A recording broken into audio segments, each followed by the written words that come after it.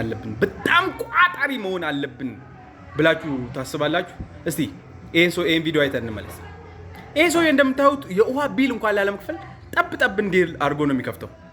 የጥርስ ሳሙናን እንኳን ላለመግዛት በዚህ ልክ ነው የሚጠቀመው። ተመልከቱ። ለቤተሰቡ እንኳን ጸሎት ሲያደርግ አንዱን ሰንደል ሶስት ቦታ ከፋፍሎት ነው የሚጠቀመው። ስራ የሚሄደው በሳይክል ነው እና ምግብ እንኳን ለመብላት በጣም አነስተኛ ዶናት ቤት፣ እነዚህ የብስኩት ቤቶች፣ ጮርናቂ ቤቶች ነው ይብለው።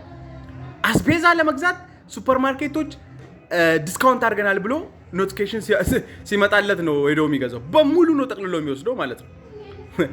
ሙሉ የቤቱን አስቤዛ ለመግዛት ዲስካውንት ቢያንስ ማለት ነው በዜሮ ነጥብ ምናምን ላይክ እስከ $62 ነው ይሄን ሁሉ የሚገዛው። እንደዚህ ያደረገ በ15 ዓመት ብቻ ወደ $800,000 አጠራቀመ። ግን አንድ ቀን በሊፍት እየሄደ ምን ሆነ? ወደቀ። ሐኪም ቤትም ሲሄድ ይሄ ሰውዬ ምን አሉት? ካንሰር አለብህ፣ ቢያንስ ከዚህ በኋላ ለ10 ቀናት ብቻ ነው የምትኖረው ተባለ። አላመነም። ሌላ ሆስፒታል ሄደ። ሌላ ሆስፒታል ሄዶ የኤክስሬይ ምርመራ ሲያደርግም 10 ቀን ነው የቀረው። እና ከዚህ ሰውዬ ምንድነው የተማርኩት?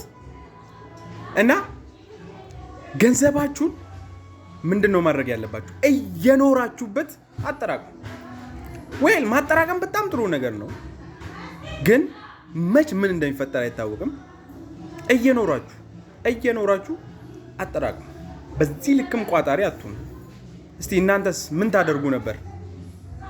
ኮመንት ላይ እስቲ